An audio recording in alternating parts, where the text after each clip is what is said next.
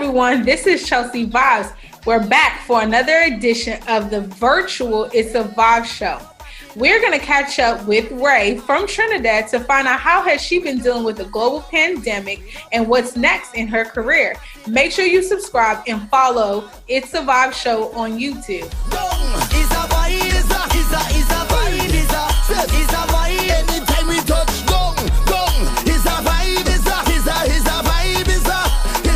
We are here with Rae. So tell the people who exactly is Rae and what you're all about and how you became an artist.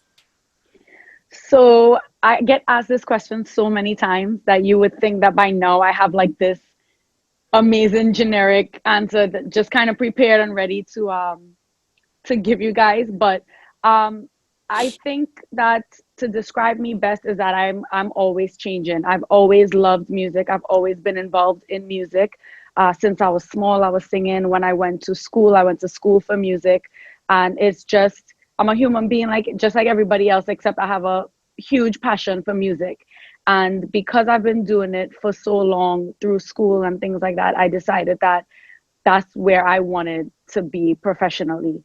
And one day I decided that, you know what, Rae, I've had so many different business ventures. I've worked for people. I have my own business, things like that. But I still wasn't feeling satisfied. I still wasn't happy in what I was actually doing. So I woke up one day and I was like, yo, that's it. Like, you need to be singing. This is what you're going to do.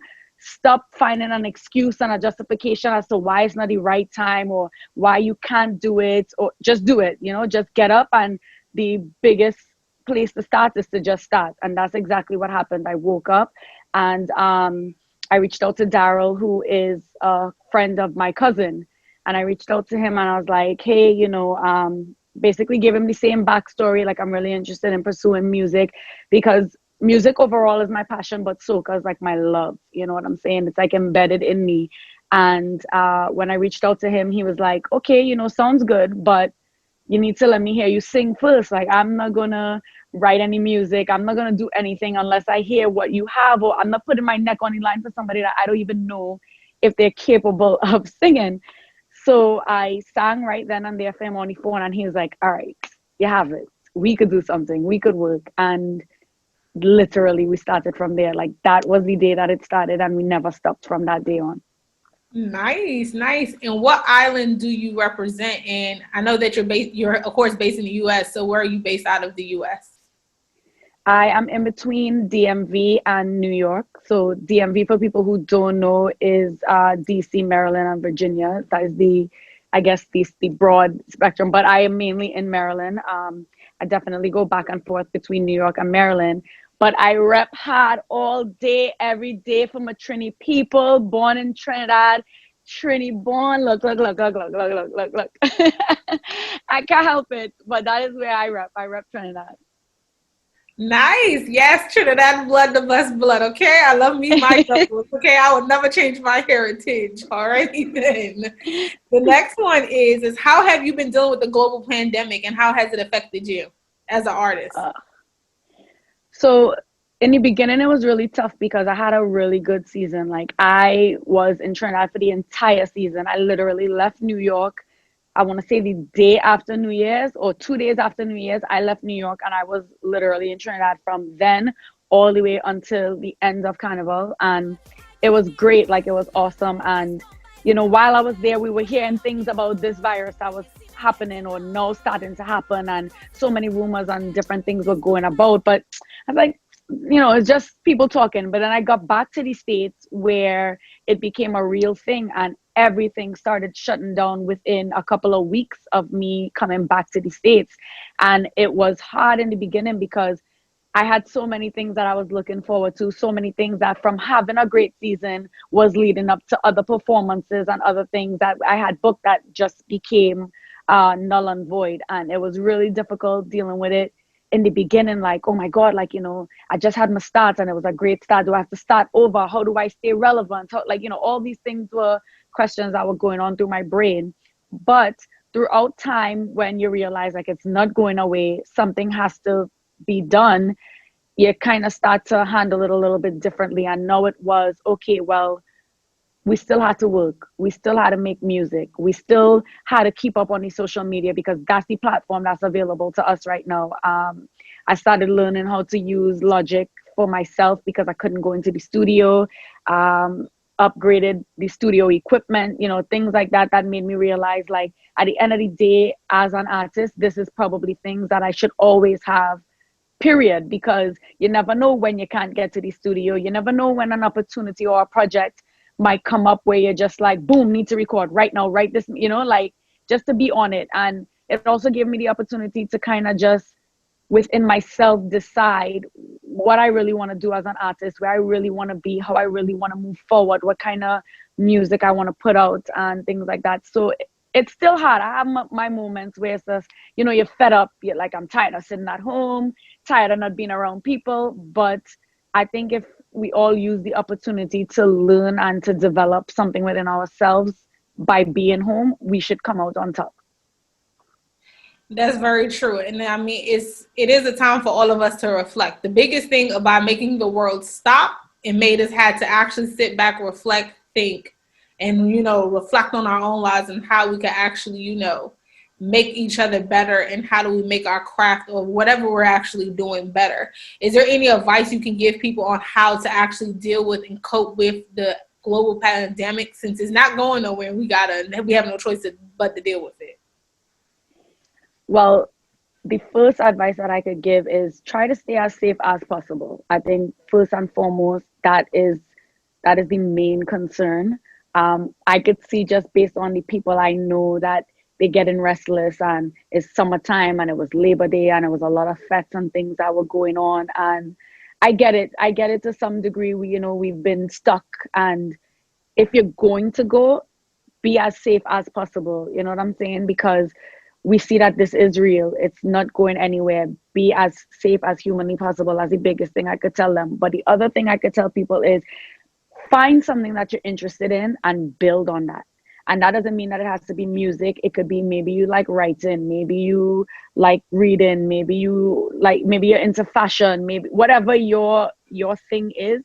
Use this moment to build on it. Maybe you just like working out, build your perfect body, whatever your hobby is, whatever your craft is, whatever your passion is, use this opportunity while we are stuck to build on that, so that when it's over, you're ready to move. When it's over, it's ready to, open itself to the world, and it's not in the beginning process because you've already done all of this. You've already researched all the research you have to do. You've already purchase all the equipment you might need. Use that time now to do that.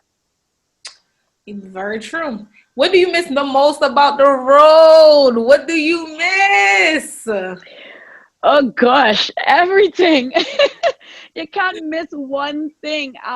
For me, it's a lot. I miss a lot because this was my first season. So Ray before this might have said, I miss putting on a costume and I miss just being able to be in a Juve Fete or anything like that. But I have two versions now of what Carnival means and what being on the road means. So I miss so much more now. I miss being on the stage. Of course, I miss the fetes. I miss being able to dress up to go to a fete, dress down to go to Juve. Like, I literally miss all of it. I miss the vibe that is gone because yes, you get to put on all these outfits, but what makes it so great is the vibe that you get from it, the unity that you get from it, the music playing, everybody just free and just, on the road enjoying themselves. And that freedom is the biggest and hardest thing about not being able to really be out there. And I just, oh God, I'm praying that it works out well for next year, but we'll see.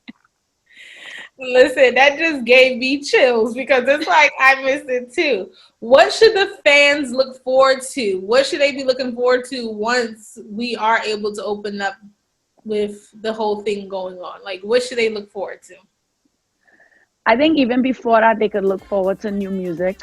Music is not going to stop. We're not going to wait to see if Carnival is happening to say that we're going to release music. So definitely look forward to some new projects coming up very, very soon.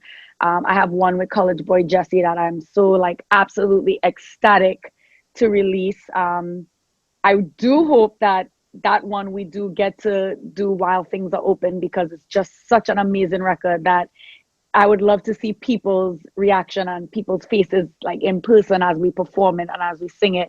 But yeah, new music is gonna come regardless. Definitely have some more collabs that are happening for the season coming, so people could look out for that. But I am going to try and remain as consistent as possible, regardless of if things open up or not.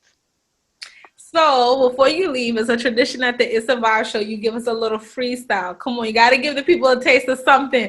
We ain't got no stage, but we gonna have the Issa Vybz shit to stage right now. Okay. All right, there we go. Me. No. All right, I'll give her a little piece of problem. Chelsea is a problem. She go be a problem when we link up on the road. You go see she getting on.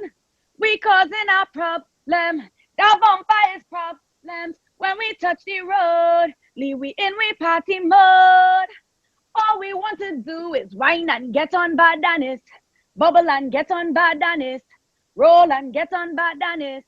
Wine and make a bacchanal. Yeah. Oh, thank you. Blessing. So tell the people, how can they follow up and stay abreast on what's going on with Rae?